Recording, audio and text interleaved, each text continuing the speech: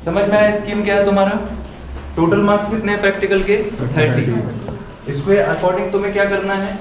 2 experiment लिखना पड़ेंगे जिस दिन तुम्हारा प्रैक्टिकल परफॉर्म होगा। अब इस चीज पे आते हैं अपन, क्या लिखना है तुमको उस दिन तुम्हें 2 एक्सपेरिमेंट लिखने मिलेंगे। एक्सपेरिमेंट मतलब मेन एक्सपेरिमेंट। एक होगा इलेक्ट्रिसिटी वाले सेक्शन से, बुक 1 से, और एक होगा ऑप्टिक्स से। दोनों का जो तुम राइटिंग वर्क करोगे, वो राइटिंग वर्क तुम्हें कितने मार्क्स प्रोवाइड करा सकता है? 7 और 7, मतलब टोटल 14 नंबर तुम्हारे हाथ में डायरेक्ट है उसमें। तुम कितना अच्छे से लिख सकते हो। रीडिंग जो तुम यहाँ पे लोगे, प्रैक्टिकल परफॉर्म करोगे, उसकी रीडिंग आपको फिर उस कॉपी में लिखना है। आपको एक आंसर शीट मिलेगी स्कूल की तरफ से, है ना? तो आपकी 12th क्लास में आपको ये वाला पैटर्न मिलेगा पूरा यहाँ पर बोर्ड एग्जाम्स में प्रैक्टिकल के लिए। प्रैक्टिकल फाइल के नंबर कितने? 5, जो तुम बना लिए होगे। एक्टिविटी 1 लिखना पड़ेगी तुमको, इन 7 और 7 नंबर वाले प्रैक्टिकल एक्सपेरिमेंट के साथ एक एक्टिविटी लिखना पड़ेगी। उसके नंबर कितने हैं? 3। तो राइटिंग वर्क में उस दिन तुम्हारे पास कितने नंबर हो गए? 14 and 3 17 मार्क्स तो तुम्हारे हाथ में है ही पूरे। कितने अच्छे से तुम प्रेजेंट कर पाओगे उस दिन अपनी कॉपी में, आंसर शीट में, प्रैक्टिकल वाली आंसर शीट में। प्रोजेक्ट के फाइल के कितने नंबर हैं? 3, तो 17, और तुम्हारे पास कितना हो गया यहाँ पे? 14 and 3 17, 20 और 3 20, और 5 तुम्हारे पास क्या है? Practical file 25। बचा वाइवा, जो एक्सपेरिमेंट पे होगा, एक्टिविटी पे होगा और प्रोजेक्ट पे होगा। तो वाइवा के 5 मार्क्स रहते हैं। आपका कितना भी खराब वाइवा जाए, आपके कितने मार्क्स कट सकते हैं? 5। पर बाकी मार्क्स भी कहीं ना कहीं कट हो सकते हैं। वो डिपेंड करेगा कि तुमने किस प्रकार से अपना ओवरऑल ऑरा ऑफ प्रेजेंटेशन तैयार किया है, फाइल का, एक्टिविटी का, रिटन वर्क का। अब रिटन वर्क में तुमने कुछ गलत कैलकुलेशन कर दी है, वहां पे काटे जा सकते हैं। ऑल्दो कोई भी इंटरनल एक्सटर्नल नहीं चाहता कि नंबर काटे जाए। It is not a rejection system, है ना, एनी मोर नाउ। पर यदि आपने बहुत भारी गलतियां की हैं तो वो कट सकते हैं नंबर। तो मेक श्योर डरना नहीं है, क्योंकि मैक्सिमम चीजें किसके हाथ में है? आपके हाथों में। प्रैक्टिकल में मार्क्स कैसे गेन करना है। तो यहाँ टोटल मिला के 30 मार्क्स होते हैं। एक्सपेरिमेंट होते हैं ये वाले जो आपके पास मेन एक्सपेरिमेंट लैब में होंगे फिजिक्स के, जिसमें इलेक्ट्रिसिटी सेक्शन से होंगे और ऑप्टिक्स से। 8 एक्सपेरिमेंट की चिट्स बनाई जाएगी उस दिन। लॉटरी सिस्टम रहेगा एक प्रकार से, 2 बाउल रहेंगे, एक इलेक्ट्रिसिटी के लिए, एक ऑप्टिक्स के लिए। एक पर्ची आप उठाओगे, आपके लक पर है कि आपको कौन सा मिले। तो मेक श्योर कि यहाँ पर आप क्या करोगे, 2 एक्सपेरिमेंट अपनी मर्जी से नहीं ले पाओगे। ये आपको लॉटरी या चिट सिस्टम के थ्रू मिलेगा, यदि अपन को ट्रांसपेरेंट चलना है। नहीं तो हर कोई मीटर ब्रिज लेने लगेगा या फिर प्रिज्म वाला प्रैक्टिकल लेने लगेगा जो उनको इजी लगता है। अच्छा, प्रैक्टिकल देने आप कैसे जाओगे उस दिन?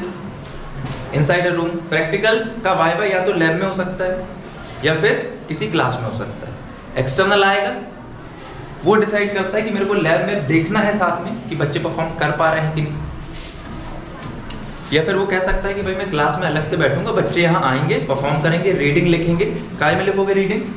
आंसर कॉपी में। कौन सी आंसर कॉपी में? प्रैक्टिकल वाली, जो दिन तुमको मिलेगी। प्रैक्टिकल फाइल, प्रोजेक्ट, रिपोर्ट या एक्टिविटी, ये सब सबमिट हो जाएंगी अर्ली इन द मॉर्निंग। तो आपके हाथ में फिर ऐसा कुछ नहीं रहेगा जिससे तुम नकल कर पाओगे। ये सबमिट हो जाता है और कैमरे में रिकॉर्डिंग चलती रहती है। तो जहां भी आप बैठोगे, मेक श्योर कि आप ज्यादा बातें ना करो और आप प्रैक्टिकल अच्छे से पढ़ के आओ, ताकि आप उसको क्या कर सको, लिख सको। कोई लिखने के कितने नंबर है देख लो भाई, 7 7 14 सीधे सीधे। एक्टिविटी लिखने के तुम्हारे एक्टिविटी के 3 नंबर, 17 नंबर तुम्हारी राइटिंग पर है, more than 50% in your final board practicals of 12th। तो ये राइटिंग वर्क अच्छा कैसे होगा? जब तुम प्रैक्टिकल पढ़ोगे, याद करोगे, उनको समझोगे। प्रोसीजर नहीं लिखा जाता है, ये ध्यान रखना। एक प्रोसीजर होता है ना, जिसके कारण राइटिंग वर्क बढ़ता जाता है। तो एक्सटर्नल भी बोलता है कि प्रोसीजर नहीं लिखना है, क्योंकि प्रोसीजर तो आप परफॉर्म करोगे ना, उसमें लिखने की क्या जरूरत है? रीडिंग लिखना है, ऑब्जर्वेशन टेबल लिखना है, ऑब्जेक्टिव लिखना है, प्रिंसिपल लिखना है, ये सब होते हैं ना प्रैक्टिकल में। थ्योरी होती है, कोई सिद्धांत होगा उसका कि भाई इस कॉन्सेप्ट पर ये वर्क करेगा, किरचॉफ लॉ पे करेगा, कि डिस्पर्शन ऑफ लाइट पे करेगा, डायग्राम बनाना होता है। तो ये सब चीजें मिलाकर आपके नंबर्स बनते हैं। तो फिर से देख लो, 2 एक्सपेरिमेंट 7 + 7, प्रैक्टिकल 5 जॉब बनाते हो 5 नंबर, एक्टिविटी के 3 नंबर, प्रोजेक्ट के 3 नंबर, और वाइवा एक्सपेरिमेंट एक्टिविटी और प्रोजेक्ट पे 5 नंबर, टोटल मिला के 30 नंबर। क्लियर? डिसेंसी से आना है, डिसेंट रहना है, और आपको एज अ परफॉर्मर वहां परफॉर्म करना है।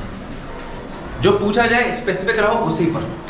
एक्सटर्नल को ये मत बताओ कि हम बहुत जानते हैं, बहुत पढ़े हुए है ना। ज्ञान की कोई सीमा नहीं हो सकता, तुम ज्यादा जानते हो या हो सकता है कोई बहुत ज्यादा जानता हो।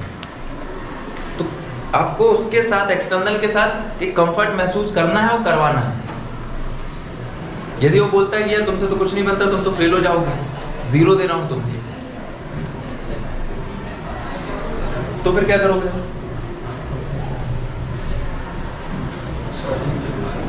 आप बोलोगे सॉरी, वो बोलेगा सॉरी क्यों बोल रहा है, सॉरी की जरूरत ही नहीं। आपको ये बोलना है, sir ask me another question, I will try to answer.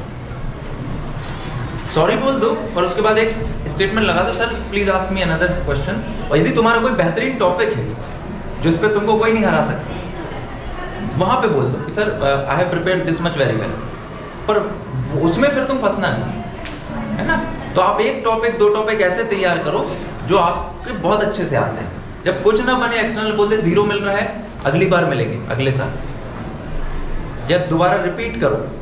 कुछ बच्चों को रोका जाएगा उस दिन बात के लिए कि भाई आपका री कर रहे हैं, मतलब आप आज ही आओगे पर दोबारा आओ, या कल आ जाना देने एक बार आओ, तो आप बिल्कुल आ सकते हो, घबराने वाली बात नहीं है। पर उसके पहले एक थोड़ा सा ट्राई कर लेना, sir very sorry that I could not answer your question, ask me on this topic, I will definitely meet your expectations. बस वो पूछेंगे आपसे, है ना, इसमें कोई दिक्कत? तो यहाँ से ये क्लियर है सबको? Yes sir. 12th बोर्ड का प्रैक्टिकल असेसमेंट या evaluation scheme on internal and external.